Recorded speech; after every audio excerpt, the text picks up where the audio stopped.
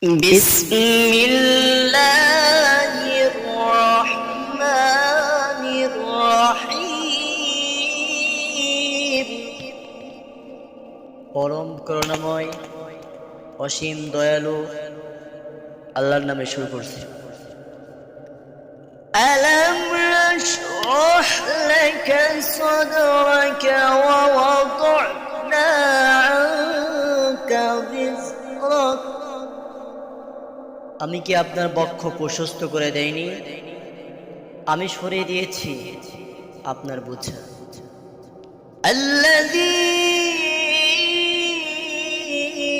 أنقض ظهرك ورفعنا لك ذكرك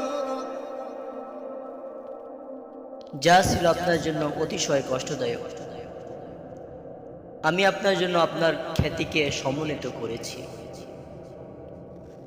فَإِنَّ مَعَ الْعُسْرِ يُسْرًا إِنَّ مَعَ الْعُسْرِ يُسْرًا নিশ্চয় কষ্টের সাথে স্বস্তি আছে, নিশ্চয় আছে কষ্টের সাথে স্বস্তি।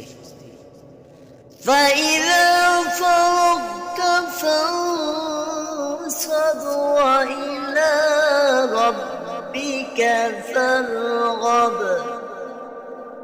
অতএব যখন অবসর পান পরিশ্রম করুন, ইবাদত করুন এবং আপনার রবের প্রতি মনোবেশন করুন। প্রথম দিকে ওহীর বিষয়বস্তু গ্রহণ করা রাসূল কারীম সাল্লাল্লাহু আলাইহি ওয়াসাল্লামের জন্য বেশ দুঃসাহস ছিল। তারপর তা ক্রমে সহজ হয়ে আসে। তবে কেউ কেউ বলেন রাসূল কারীম সাল্লাল্লাহু আলাইহি ওয়াসাল্লাম যে সকল বৈধ কাজ উত্তম মনে করেছেন, এখানে আল্লাহ তাআলা সেগুলি সম্পর্কে জানিয়েছেন। এসব বৈধ হলেও আপনার জন্য উত্তম ছিল না। যেমন জিহাদে অংশগ্রহণের ব্যাপারে মুনাফিকদের পৃষ্ঠ প্রদর্শনকে ক্ষমা করা, বদরের যুদ্ধে বন্দীদেরকে হত্যা না করে মুক্তিদান করা, অন্ধ সাহাবীতে মুখ ফিরিয়ে নেওয়া ইত্যাদি।